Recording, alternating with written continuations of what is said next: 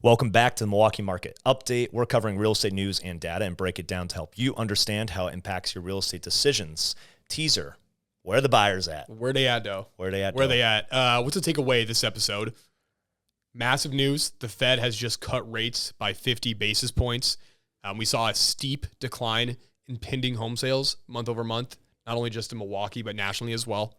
And then let's talk Airbnbs, short-term rentals, and big events that happen in Milwaukee, and what's the impact of the economy here.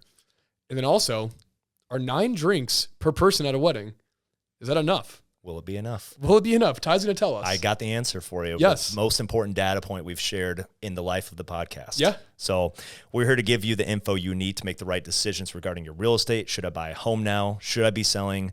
Is the housing market about to crash? Are these headlines I'm reading, content I'm seeing on social media true or even relevant to me? If you're new to the show, returning because you found value in our previous videos, it would mean the world to us if you could take a second to subscribe. You can follow us at TyAsh31 and Nick Harrington28, or reach out via MilwaukeeMarketUpdate.com. I'm Ty. I'm Nick. With Compass, your local real estate experts. Let's go ahead and dive into some of the quick tips. I think one that's super important this time of the year for our home buyers that are out there is lease timing and starting that. We have negotiating, new lease terms with them, but honestly, I think it's more of like communication best practices. What would be a couple tips you'd give somebody who's like, I know I'm trying to move sometime soon. It might be this year. It might be going into spring next year. What's your best tip? Yeah, I think if you know you're going to buy a home in the next 12 months, your lease, if you're in a lease and you're renting, becomes kind of the most important thing for you. If you're in a year-long lease, that either becomes your timeline of, okay, I have to make a decision by this date. So that's number one. I think if you know you're going to move in the next year and buy a home, if you can get on a month-to-month lease, and some apartments are okay with that, some probably won't honor that whatsoever, but that gives you the ultimate flexibility to be sure that your back is never against a wall where it's like, I need to find a place in 2 weeks. Otherwise, I'm living in my apartment for another year. Yeah. Not a good spot to be in, because then it's like, then you give your notice and you may not be past home inspection or appraisal, and there can be, catches along the way of the home purchasing process. Yeah. And the other thing I would say overall is like, you might want to pay a little bit more month to month to give yourself the flexibility of when you can actually deliver notice. Because usually one of the main questions I get is, rent is due on the 1st for most places, right? So what's different about buying your home is if you closed on today, September 24th, your first rent payment isn't going to be October 1st. It's going to be November 1st. So you actually get a little bit of wiggle room when you buy your home, because you actually are paying that monthly payment after you've lived in the house for a month. And your mortgage payment, technically, you don't need to pay it until the 15th. It's due on the 1st, no penalty until the 15th. So you could pay up until the 14th with no penalty. Does not affect your credit. So it even gives you a little bit more of a buffer time if you are paying 2 mortgages or 2 rent payments at once. Just to really land that plane as you do that transition. Because that's one of the hardest things is, trying to transition from your current living situation to the next one. So a couple of tips for you there. That then too, because I think one of the hardest positions as a home buyer is your lease expires in 2 months and you're starting that search today. Yeah. What would you say optimal time for someone that their lease ends on a certain date? How much before their lease end date would you say is the time to kind of start and just ramping up the whole home buying process? 4 to 6 months. If you've already been spending 2 months talking, or working through yourself or with your partner that you might be buying your home with, you kind of need that month or two of kind of just dabbling in the market to kind of figure out needs, wants, deal breakers. And then you need kind of those 2 months to shop and have 8 weeks worth of checking out homes and starting to learn the off-writing process. And then that month to close, but really you're going to have to give 60 days notice for a lot of these rental apartments. So I'd say 4 weeks is probably smack dab on that perfect mark, as long as you know exactly 4 months, as long as you know exactly kind of what you're looking for, because you've done some of that initial research already, which your agent can help you through some of that research, but I'd say 4 months. Cool. Love it. So for the homeowners out there, we're going to dive into this a little bit more on this episode of the market is starting to slow a bit. Seasonality is a bit of that. Market drop last month in August for the stock market, as well as an election cycle. What should you do when your home sits in the market for a alarming 7 days, right? And I kind of say that jokingly, but it's what's the actual strategy or framework you can follow on how should I maybe change the price of my home? Usually I coach up all my homeowners on is 3%, 5%, 7%. And this is all based off of like the activity we get and the feedback we get from showings performed by agents and their buyers. This is once your home is listed. Once your home's listed, okay, it's been, I would say typically you list on a Thursday. No activity is really needed on pricing changes in that first 7 to 10 days. But after we've had that first 10 days of activity, we can make a decision of no change, very small change. Sometimes it's even $1,000 price change just to reactivate those Zillow and Realtor.com feeds and get it back up to consumers' top of their inbox. If you're getting consistent showings but no real talk of offers, 3% price correction. If showings are slow and kind of spotty in between, we might be looking at like more of a 5%. And if it's crickets, no one's coming in, we're talking 7%. And it gives us at least a game plan to maybe target some price points. There might be some plays where maybe you're in the high 300s. Well, there might be a play to take a more aggressive haircut on the price to get people below a $350,000 threshold and might re-engage them based on filters people use on Realtor.com and Zillow. Yeah, I love it. I also think too, a lot of times we see these price drops reignite kind of that sort of auction or bidding war mentality. You know, like there's times where there's a home listed for sale for 2 months, they drop the price, and then all of a sudden 3 offers come in and they end up getting that original price that they had it listed at before they did the price drop. So a price drop isn't necessarily always bad. It could still reignite some of this bidding war frenzy, just depending on how aggressive or where it goes. But yeah, I love this idea. It's a little bit of a leap of faith, taking that more aggressive move. Yeah. But we have to actually understand, like, are you at one of those thresholds where you're above a certain amount where people might not even have your home in the filter to begin with based on median price point that might be there in your location. So it's always good to go into that strategy. I like to share these tips because I would say it's most home, or actually I say like half of all homes do get an accepted offer in those first 7 to 10 days. The other half don't. So it's something that you should really be talking about, especially as we go through a change market, as we go back to a more traditional market where homes don't just evaporate in 3 days. Yeah. Which also we've kind of been spoiled to be in that market too for a while. As sellers have. Sellers have absolutely been spoiled into this kind of market where, and I don't want to like dive too much into this in the quick tip section because I think we'll talk more about that in this episode. Yeah, for sure. And what do you have for investors out there? Yeah, for investors. So I work with a lot of investors, as you know, and I get calls a lot from people I've never spoken to, don't really have a relationship with, and they ask, hey, do you have any deals? Or do you have anything that'd be good for me to flip? And my biggest tip is you need, as an investor, to buy into your market.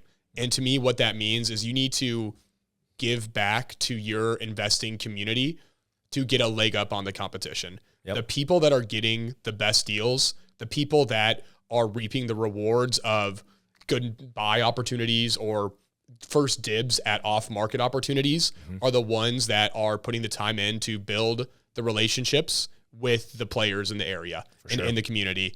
And so that could mean attending just local real estate networking meetings, or here in Milwaukee, we have the RIA, Real Estate Investors Associations. They do happy hours. You host happy hours.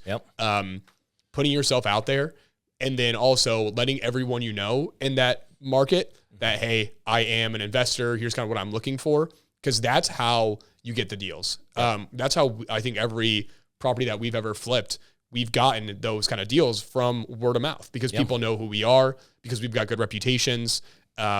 Even wholesalers that we work with, they're going to be like, hey, I know you guys do this. Like, do you want first dibs at this? Because I know you guys are easy to work with and have a good reputation. And that's what ultimately your real goal should become, is you want to be top of mind for people. Yeah. And even for us, that people that support investors, here's like 2 common things I hear as I go through like an introductory phone call. They might say, hey, I'm new.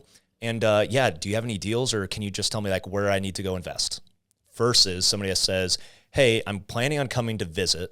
I'm going to drive around the neighborhoods, but I think I like this neighborhood. What do you think about those neighborhoods? I'm really excited to meet you in person and kind of learn a little bit more. And like, who do you recommend I get in contact with? Like, having some base knowledge and a plan to invest and buy into the market, which I think is your tip overall, is those are 2 different people. Somebody who's saying, tell me everything that I need to know and hopefully I can find a deal, for someone's like, I'm going to go be proactive and actually invest into the relationships here. you're going to lean into as an agent supporting somebody that is willing to be receptive as opposed to trying to pull them through. Because it feels super like risky to just tell somebody like, yeah, it's a good deal. It's like, it totally depends on your goals, who you are, Right. your personal position, which we can't dig into every single intricacy Yeah. of your personal situation. You have to know what you want and actually articulate how you're going to find it and start partnering with these people in the market. Yeah. You get out what you put in. Yeah. At the end of the day, in anything in life, investing is no different. Absolutely. And it's just consistency over time. If you keep on showing up, popping into market, going to meetups, people are going to start recognizing you and want to help you because they see you putting the effort forth. Absolutely. All right. So the story of this month, just overall market anecdote, obviously pretty much everyone at this point has gotten a message probably from their insurance guy, their mortgage guy, their agent, from a million TikToks, or interest rates dropped. Fed cut rates, right? Yeah, half Fed rate a dropped. percent or 50 basis points, however Huge you want news. to. This Huge is news. massive news, man. So that's the first thing that comes, and obviously a lot of people pop that up and they're like, oh, look, rates are going to drop. I would say overall rates were already reflecting based on, stock market, dropping down in August. Around the 5th is where it kind of hit its low point. At that point, we also saw, I think, some softness in the unemployment market, or the employing market, the jobs report. And already in August, rates started going down versus when the Fed actually cut that 0.5 percentage point. We didn't see too much movement, but they've stabilized around the very low 6s right now. Yep. And what this seems to be creating is, along with a lot of things, you never know what the perfect storm might be to start slowing down a market and how long that might last, is some people that are probably sitting on the fence right now to see what's going on. The market shook up in August. Now we've got an election, and also some people that might be opportunistic because, well, rates, they're just going to keep on falling, and I'm going to be able to get the best deal next year. That's kind of contributing to what we're seeing and advising our buyers, our sellers, and our investors through right now. Do you want to kind of dive into what you're seeing on the buyer side? Yeah, and so to kind of talk, buyer side specifically, I feel like we've talked a lot in this podcast. We kind of joked about it too, how every month it was kind of all the same. Yep. We're living in Groundhog Day, and I feel like we kind of have been up until the last month, 2 months of the market has kind of just been maintaining the exact same status quo for the last 1.5 to 2 years, where low inventory, homes are selling super quick.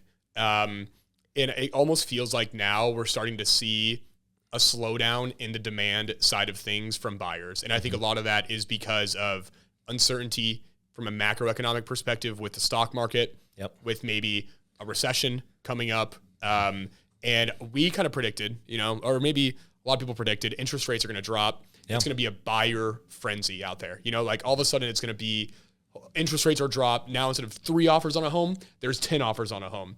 And that's the market we didn't want to have happen, because it's hard to buy a home in that situation. Right. But I think the missing piece that we didn't really understand is what's the greater economic picture going to look like when that does happen. Yeah. And I think with the uncertainty of the election, whether or not people admit to it, I think it's on the back of people's minds, and everything's going to, because the economy equation is not 1 + 1 = 2, which is rates fall, demand goes up, home prices continue to go crazy. Right. There are a million other variables that go in. Some of them, I know the August, stock market drop wasn't even necessarily U.S. driven.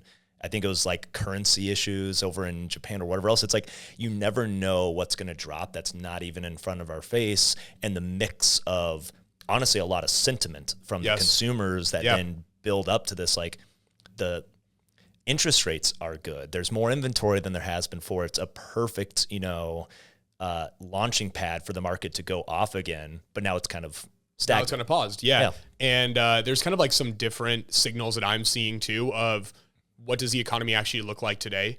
I was talking to my girlfriend about this. She works at Kohl's, so she's very in tune with the retail space. Yeah. Retail has had one of the best months in a long time, which to me is very much a key indicator of how consumer sentiment is. People aren't going to Target unless they want to and have the ability to do so and buy new clothes and buy maybe those essential items that are maybe not necessarily extremely necessary, like groceries, but just above that on that scale. So we're seeing that has positive sign of life, but then we have noticed, kind of getting to the meat of all this, I've noticed a big drop in demand from buyers, just in general. Anecdotally from just my client base that I'm working with, it seems like I have the fewest number of buyer clients that are ready to go and itching that I have in a long time. I've noticed anecdotally just a lot of homes in pretty desirable areas sitting for longer, more price drops anecdotally than what I feel like we've seen this whole year. And then looking more from a true number and data perspective, pending sales to me, that's the number of homes under contract at any given time, homes that have an accepted offer. That to me is a good indicator of demand in the next 30 to 60 days. Because those are buyers that are actually writing offers, homes going under contract. Year over year, we noticed a 15% decline in number of homes under contract. But if we just look month to month from July to August, we kind of want to see every year around this time, it's going to start to kind of decline. It's the seasonality of the market. There's going to be less buyers in the winter than there are in the summer. We kind of want to just see like this gradual, nice, I'm a big skier, maybe like a nice green circle kind of angle going down. Nice. Yeah. And we saw kind of this black diamond sort of decline, I would say. And so that to me, I see that, and it only happened 1 month, so I'm curious to see. It's not a trend yet, it's just something we need to watch though, because if this in September, in October continues and we continue to see this massive decline of homes going under contract, that to me is a big indicator of just what's the market going to look like in the future, because we've also seen new listings be relatively flat month over month, where if all of a sudden new listings dropped, pending sales dropped, that's kind of a 1-to-1 ratio where, okay, inventory is still getting scooped up, but we're seeing new listings still flat. So that's the big thing that I'm seeing right here. And I think we're going to just see some weirdness in the trend. And again, like we talked last month, I think typically the drop from October to November in pending sales or close sales because of election cycles, usually it's down 9% in a normal year. It's down 15% in past election years. Well, past election years, they only happen every 4 years. And this like way that marketing happens and advertising and streaming and all these different ways that people get more engaged into the election cycle is a huge distraction. And like, you actually don't know, like 12 years ago, there wasn't the same amount of like attention paid potentially to these elections, or at least it's not right in your face constantly on Reels and TikToks and everything else. Could there be bigger impacts of people being super freaked out about what's going to happen next? And as soon as you get past November and the world doesn't explode, hopefully, it all just bounces back. And we know that there will be pent-up demand. That's what we've always seen in past election cycles.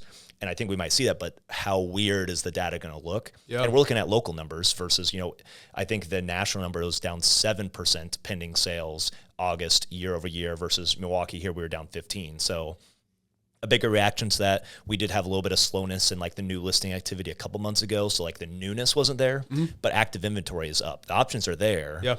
And I think we're almost just waiting for that pool of buyers that are home sellers to realize I actually now have the opportunity to get that home sale contingency again.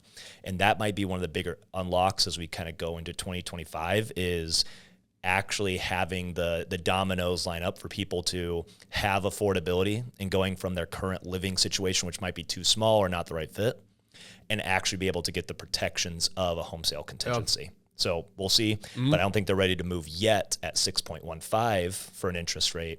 But if we get down into the fives, what is that like inflection point where that move up buyer actually comes to the market? One other anecdote I have here too is I think about people that attend open houses. Sometimes people that attend open houses, they may be ready to make an offer that day, but I think the majority of people that are going to open houses are mostly that like 2 to 3 months out from actually being or further from actually making an offer. And I've seen generally just speaking with other agents that have listings. I know, I think Charlie had a listing in Wauwatosa. His open house activity was pretty slow, but we know another agent named Jake who's got a listing in Bayview. He had 25 people attend his open house in a 2-hour period, which is a lot of people in my opinion. So it's like, there is still those people out there, 25 people going to one open house is a lot of people. So they're still there, but I just wonder if it's kind of like a 2 to 3 month thing versus a right now sort of thing. Yeah. It's probably the people starting to dabble into the market knowing next spring they're going to make the move. Yep. Like it could be sooner in of 60 to 90 days. It could be they're going to wait till after the holiday season and their parents finally, push them hard enough to say, when are you going to become an adult and buy a home like a good American? Yeah. But definitely as sellers out there, we wanted that quick tip to be kind of like, what's the framework when the market slows down, and like, do I need to freak out? No, like demand does slow every now and then for factors that are outside of your control. It doesn't mean the bottom's falling out. We saw prices increase again in August, year over year. Prices are still going. We're still seeing closed sales still be about 85% of what they were before the market started slowing down a bit back in 2022. So it's not like it's a big crash where half of all the demand is gone. Mm-hmm. It's just slower than what we've seen for the rest of this year, and we'll see if that trend continues. Yeah, and I don't want to kind of beat this to death, but I just think like this is pretty interesting. If we look from a national perspective from all of U.S., not just Milwaukee, there's an indicator that I like to look at. It's called the pending home sales index. Basically, it just looks at how many homes are under contract or pending. So still looking at the same measure. It's the lowest it's been right now since COVID happened. So basically, if you remember in 2020, March, April time, basically the whole market just kind of like paused for 6 months. Yep.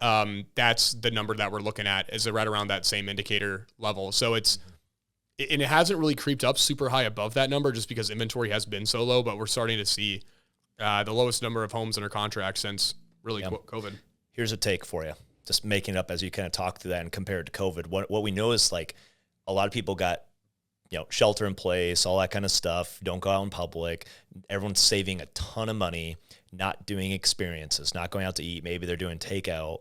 And then they did this revenge spending, right? Over the last 2 to 3 years, people have just been going hard on consumer spending. We now I like that. We've now had like 2 years of kind of like pent up people want to move and do new housing situations, but it was really hard to do so with the difference in how aggressively rates rose. Does 2025 and 2026 become the revenge spending in the housing market, where now we've got more options, we've got more inventory, now we've got a ton of pent up home sellers that also want to move up? Are we got election, people are freaking out, and then all of a sudden everything's fine next year? Rates come low, boom, snaps into action. I think that's something we'll have to see. We'll see. I'm not going to call it a prediction, but is that a scenario? Just like think of how many people are like, man, I'm one of these people. I would love to move to, from my house hack where I live in the upper unit right now and get a little bit bigger place, but yeah, I don't necessarily want to increase my monthly housing budget by 3x, but could I maybe do 2 times? Yeah, we could probably make that. We could figure it out. We can grow into that payment. I'm sure I'm not the only one that feels that way. And does that unlock next year? No. Once we get to that point in time, I guess we'll have to see. Mm-hmm. So as we kind of look at this, so a couple of the notes as we kind of dive into rates, the election, potentially recessions. Rates are improving, meaning they're coming down. A lot of this is the Fed funds rate, which is the money being lent between banks that eventually make its way into the economy and businesses investing into growth. I think what we'll see over time is, how is this going to shake out in a recession? Because unfortunately, if the recession comes, you get better rates, but it becomes a little bit harder with job loss and income. Will that also be just another counterbalance to what we're seeing in the market? You have some information here on mortgage applications, both for the refi side and the purchase side. What are we seeing right now? Yeah, so rate drop. I think rates right now are around like 6.1 to 6.2. Yep. Last year at this time, 7.1, 7.2? That's right. It's like a full down 1% percentage less from where you were last year. We've seen a massive uptick in refi applications. So about 127% more refi applications than a year ago. So that's positive. It's a big trend change, but it's from like a historical, very low refi amount for sure. Yeah. Base is pretty low. Yeah. But then what's interesting to me, mortgage applications. So people applying for a new mortgage that don't already have a home are essentially flat to where they were a year ago. Yep. So one further indicator that I'm looking at, that's someone that's applying for a mortgage is someone that's probably looking to purchase within the next 60 to 90 days. Yep. Flat from where it was a year ago. So we haven't quite seen that further I think that's which is really ultra-leading interesting indicator. that you see a disconnect between applications and the pending sales. There's a similar amount of people who want to buy this year as last year based on applications, but they're not pulling the trigger on riding that offer, getting accepted. Could it be because the uncertainty we have right now? Again, pending sales down 15% in August year over year. And it's got to be partially election driven. It's also like big drop in the market. Everyone always pauses when we get that. It's already bounced, recovered, I think hit all-time highs once again. But I feel like these things always kind of operate in like a 30-day lag of people like, okay, yeah, the world didn't we're didn't doing end. okay. Okay, we're all right. Yeah. But I know something you definitely want to go into is Fed funds rates signal, and whenever we drop them, they signal recession. Yeah. Yeah. And I think this is something that you kind of talk about how everyone has all this access now to information. Like you're laying at home on your couch, on your bed, you pull up Instagram Reels, TikTok, whatever your thing is. And it's almost like we now have more access to more information, which helps accelerate whether we're feeling really good about things or really bad about things. But I've seen this now come up several times. Every time the Fed has lowered rates, there's been a recession that's came in the next 6 months, basically. And that goes back to before the 1999 dot-com bubble crash. But basically, so if history continues, rates dropping is like potentially a signal for a recession to come. Yeah. And I think what's really important is usually everybody buckets recessions into that's everything, including the housing market. And I think most of the stats, I think what we've seen is it's like 7 out of the last 8 recessions, the housing market actually continued to go up in terms of price growth or closed sales. The only difference was the Great Financial Recession, which was a recession caused by the real estate and lending practices and everything else, and overbuilding, oversupply. So this is a completely different situation because especially in Milwaukee, we're still at like 50% of the inventory we had pre-COVID. I think we're still not at, nationally, I don't think we're back at that active inventory amount. I think it's still at, down 20% or so.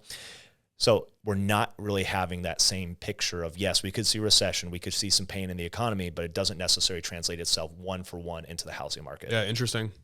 Though sometimes it might gunk it up a little bit just because if people lose their jobs, it's a little bit harder to get pre-approved, though we might see some relief in interest rates. But let's just do like a quick overview for a couple of these numbers. New listing activity, so that's, the newness coming up that should impact our closed sales in the future, down 2.5% versus a year ago.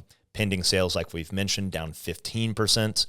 Closed sales, August 2024 versus last year, down 6%. Days on market, flat. Our median sales price now sits at $360,000, up 7% versus a year ago, and it's down about $20,000 versus last month in July. This is common. We do typically see the summer months. We do see prices start to fall. We've kind of talked, this kind of usually depends based on the content inventory that is listed. So very typical to see month over month decline. And then finally, our months of supply, Nick and I's favorite metric overall, sitting at 2 months of supply versus 1.7 months last year. Still very much half as much inventory to supply the demand. Yes, we've seen an increase versus last year. We keep on bumping between this 1.7 to 2.1. Over the next couple of months, when we see these pending sales start to slow down, do we see an inventory buildup? Do we start to see this creeping up towards the 3s? That's the main metric to watch right now. Yeah, and I think talking about months of supply too, you said Milwaukee's what, at 2 months of supply? Nationally, the U.S. is at just over 4 months of supply, about the highest it's been in the last 4 years too. So Milwaukee's so fascinating to me how it's such a discrepancy between what's happening at a national scale, which is even more important if you're looking to make a move, buy a home, sell a home, to focus on your local market. Because a lot of what you're seeing from like CNBC, wherever you get your news, they're not going to care about Milwaukee. There's way more sales volume happening in New York City, in California, and Florida, just from a home price perspective and number of homes out there, that's always going to be the topic. But it's a big discrepancy. And does that then make its way down to the Midwest at some point? We'll see. But and Rory Gold, our SVP of growth here at Compass, He gave us a big stat launch here today, and it says right here in one of his reports, national reporting is a huge generalization of values, conditions, and trends across thousands of markets. That's the best way. So it's that's why we like focusing this. And if you look at like our content we make here, and we go through the Milwaukee market and compare it to, I have some agents that I connect with down in the Austin market. It's completely different because they're at like 6 months of supply, like 3x the inventory compared to demand of here. They're talking about a whole bunch of different dynamics and strategies than what even matter here in the Milwaukee area. So it really does matter to kind of drill in locally. And it's also crazy speaking with you just spent a weekend in Chicago with some of the top agents around the US, and that's going to be super interesting hearing these different people talk about that. Like you talk to someone from Austin, ask him, hey, how's the market? Like the softball question. And his answer is going to be so different than someone in LA, someone here in Milwaukee. Or like an agent I spoke to that's in Naples, like that one of their main thing is, she said, not even second homes, fourth homes. Oh, is the one fourth of their home market. The fourth home market. Yeah.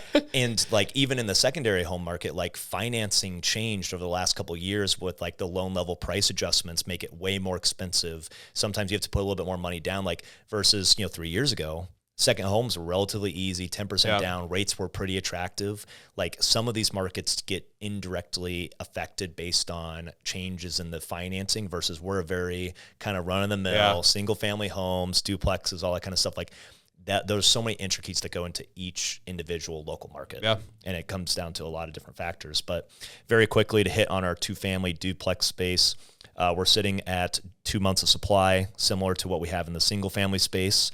Actually less than last year at 2.2. And then our median sales price, $211,000, up almost 10% versus a year ago, with our days on market still sitting in the single digits at 9 days. So more or less prices going up, a little bit more demand than what we saw a year ago, and still seeing homes get put under contract just as fast as a year ago too. And rents sitting at 1,200 rents on average for a 2-bedroom, 1-bath apartment here in the Milwaukee County area. So we continue to see this trickle up a little bit over time. Anything you want to sprinkle into the investment market here?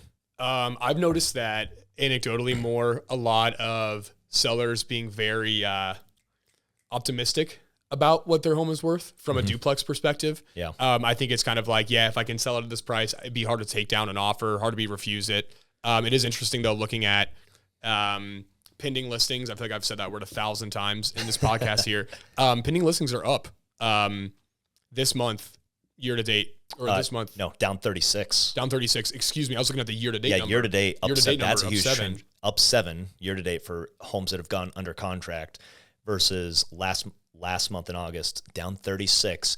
And I would definitely say investors are a little bit more known for knee jerk of no rates aren't good, I'm out. I'm not going to buy right now. I'm going to wait and see. Like, I'm very smart. I know all of my numbers, everything else, and it's my spreadsheet says no. Mm-hmm.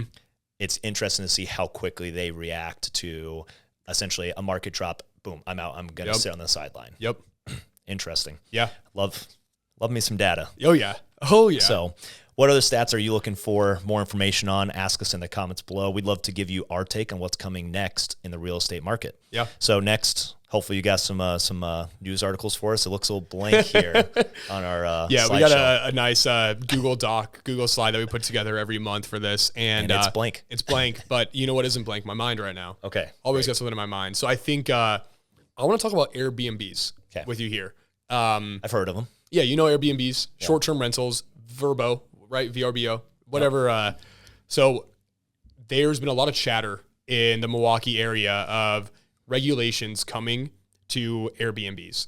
And this all got prompted because there's been complaints from neighbors about Airbnb properties having parties being a nuisance, like people coming and going, people being loud, maybe people like abusing an Airbnb and hosting a party. Generated from the Republican National Convention that was here back in July. It's like, that one big event that we do every 4 years that now has got everybody thinking we got to change everything. Yeah. And so this got brought up at a city council meeting in June or July, where basically someone approached at the council meeting to an alderman that all these issues that there's been with Airbnbs in the city, and basically saying that we need to regulate Airbnbs and short-term rentals in general, and then used kind of a soft case study as compared to Madison where Madison's regulations with Airbnbs is you can only Airbnb out your home if you're living there and you're occupying the home. So and basically you're there during the stay. Exactly. So you're looking at like renting out bedrooms essentially versus a whole home. And there, as you can imagine, are significantly less problems that arise from those because the owner is there during the stay. So you're not going to have a big Project X style party. And so then basically the aldermen, there's I think 7 or 8 different aldermen in Milwaukee based on the district you're in. And one of them was basically like, this is a no-brainer. You know, why not? Like, yeah, no-brainer is the actual word that he used. So a lot of chatter then came out from this meeting about how for a while it sounded like it was imminent to happen. And then the latest that I've heard is basically there is potentially a proposal to be under review to either approve or deny with that look of regulation. I've heard it's unlikely it's to pass from my inside sources, but that's about the latest that we have right now is that it's in talks. And then there's been a lot of, I would say, backlash and a lot of strong voices on both sides. But let's just kind of talk about this. Like, what's your thoughts on this? My first thought is, you know, aldermen, inevitably they're essentially politicians, and if they have, you know, their local residents that report up to them and say issues, they want to go fix it. Even though I think there's, like you said, several aldermen that represent the different parts of Milwaukee, it's like if it's an issue for one alderman, it might not be for the rest of them, but the other ones might want to support. But it's almost like a political move of look how extreme of action we took when we don't have to go ditch to ditch. Because right now we have very limited regulations, if not any at all. Why do we have to go from very little to the most extreme regulations that there kind of are out there, not to the New York City level, but pretty aggressive to where it's going to remove a lot of optionality for people that might only have maybe a condo or something like that that's here, that they're here to snowbird, and it could impact their actually ability to keep that property. Maybe they just stop coming back to Milwaukee at all, and there's some like economic impacts that go to, like, Milwaukee's not your destination city. We've always called it like a regional city. People drive here. They don't necessarily fly here for the events, bachelor parties, bachelorette, wedding, all those different things. That could put an impact at us being able to support events like March Madness, like RNC, DNC.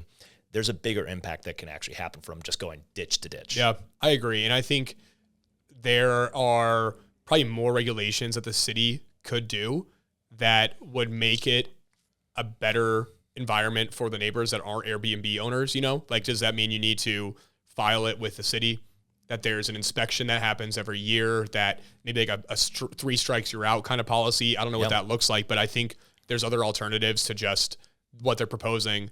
Some other data that I've uncovered here too is during Milwaukee's peak season of travel, Milwaukee is short about 2,500 hotel units that Airbnb helps to supplement. And so I think the biggest hotel in Milwaukee is about 400 hotel units. So we would need to build 5 additional hotels, the biggest hotels that Milwaukee has, in order to meet that demand during those busy seasons. So there's one thing. But I think more too, for me, we talked about Milwaukee, the 2030 plan. What was that? 2040 plan. And they want Milwaukee to be this bustling city, this community. And I think part of that is tourism, attracting people to come to visit Milwaukee, to help our local economy, to eventually maybe move here too.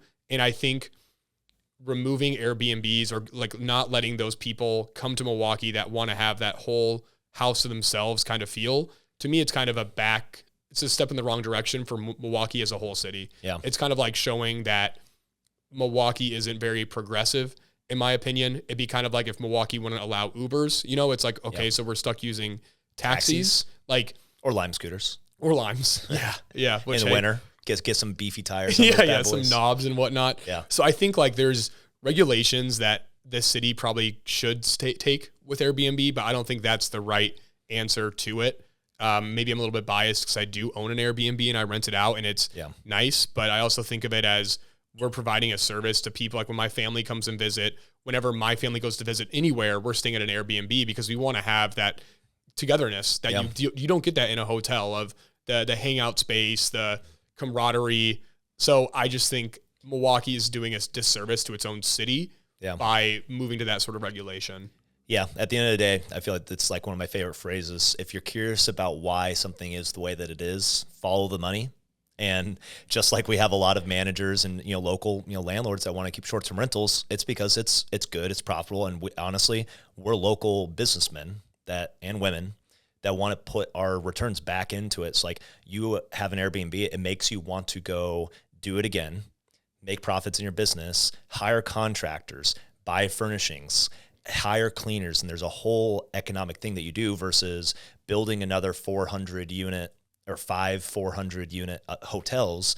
Yeah, who's that going to be? Like the Ritz-Carlton, like some big companies, international conglomerates. Those profits aren't coming back here. But guess what? Those hotels have a pretty big lien on things that happen, taxes, everything else that follow the money. Who's going to have the bigger push or the bigger plan? But it really, like most things, should land somewhere in the middle where it's allowed. There's restrictions that keep it safe and helpful. And we'll have to see how that shakes out in the negotiations that kind of come underway. Yeah. It should be something, but it shouldn't be ditch to ditch. Yeah, I agree. What else you got? That was the main thing from the local news here. I guess, do you have anything? Because I could find out. There's one other article, too, that if you give me a good... Oh, you're on the spot. 30 seconds. We're not cutting this. You got to roll. We're not cutting this? No. Okay. Hold on. I've got a whole Google Doc here. This one is called RNC, Economic Impact. Milwaukee Hotels See Boom. Data still coming out. And so I think like have we talked about this in the podcast about like, was the RNC a success for the economy or not? Yeah. I think it was more of like we heard some local restaurants, and then like I think the biggest impact we saw is like your like everyday coffee shops because everyone avoided downtown that lives in Milwaukee. But what was the actual impact is unknown of how much economic impact came from outside of Milwaukee residents themselves during this time frame. Yeah. So I think it's like we're still kind of seeing the data that's come out from this.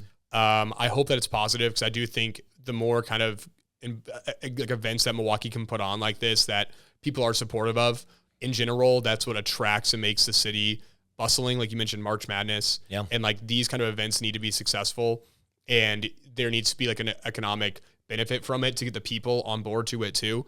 And so it looks like the hotels did well. A lot of catering companies, Pfizer Forum, they made $5.7 million to rent that out. Good so like them. That's kind of nice. But I think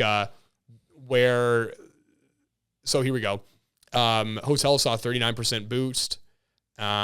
Restaurants and bars saw a 2.9% drop, which I think that was probably going to be that. I think that's kind of a surprise to people. It's almost a trade-off, right? It's like they essentially, you only have so many seats you can fill in a restaurant, and how many of these turned into big events where people were being fed at the convention center at bigger parties. I know that when we travel for work conventions and stuff, it's everyone wants to host a party at their Airbnb or at an event and host food. And you're not necessarily always getting the opportunity to go do these, big restaurant reservations because everyone's a little bit concerned of, am I even going to be able to get a reservation to begin with? And you find other solutions.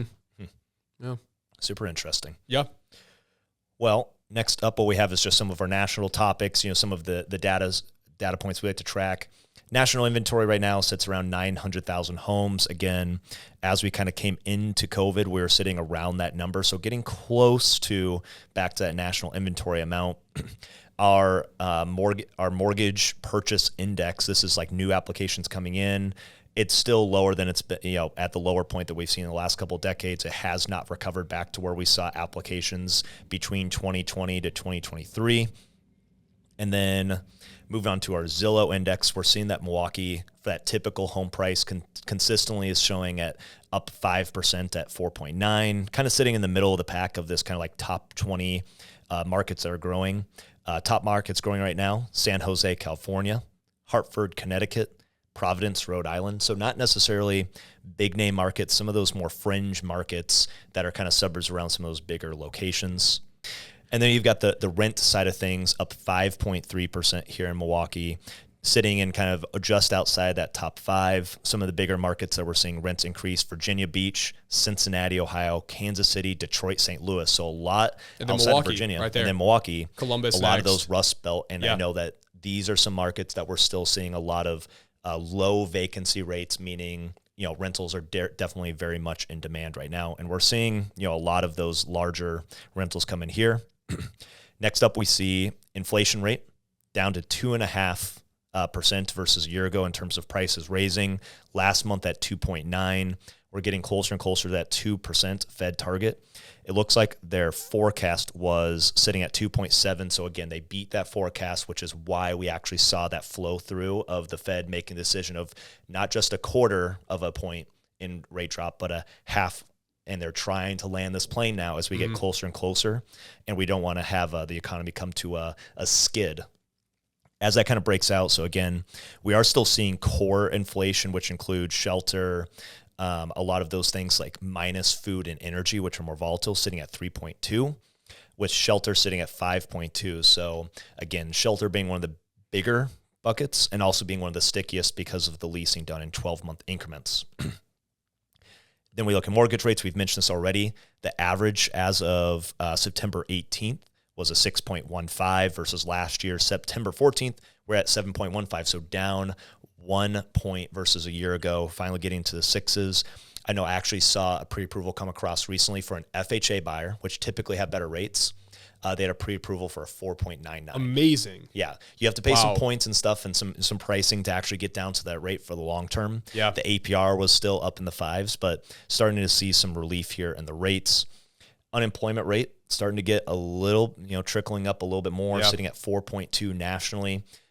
Here in Wisconsin, still sitting at a 3. So doing well locally. Again, that's another thing that's going to be very local overall. But anything you want to hit on before we kind of march off to the last segment? I would say inflation at 2.5% is the lowest it's been in the last 3 years, 2-3 years. I don't know, just make it up. Yeah, that sounds right. I mean, it's the lowest it's been in the last year by far. So I think that's the big indicator as to why. And so we'll see if this spikes up again. I don't feel like it's going to, honestly. And then also I think it's kind of interesting too that you mentioned shelter for inflation up 5.2%. And if you look at the Zillow observed rent index for, is this Milwaukee 5.3 or is this everywhere? That's Milwaukee. 5.3 from Milwaukee. Yeah. So our the inflation number for shelter is up 5.2 and for Milwaukee it's up 5.3. So basically right in the line. Same. Yeah. Yeah. Kind of Very crazy. interesting. Almost like these numbers actually make sense. Yeah. It's fun when things actually line up. Right? Yeah. Yeah. Awesome. Well, what's new, man?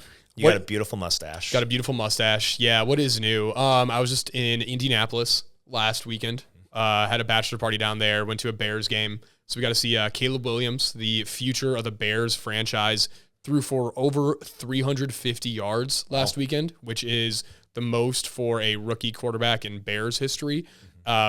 So that was kind of fun. They lost though, right? Pretty bad, right? Yeah, like, it wasn't pretty. But he threw yards. He threw a lot of yards. Yeah, so that was a good time. Just a bunch of buddies that haven't seen in a while. Got to catch up with them. We all did mustaches. Got the Ditka glasses, and then like 7 of the guys wore the full Ditka outfit with like the sweater vest and the khakis and the tie, the Bears look. And then I went with like the SNL skit, like the hat, the sweater, like kind of more of that style.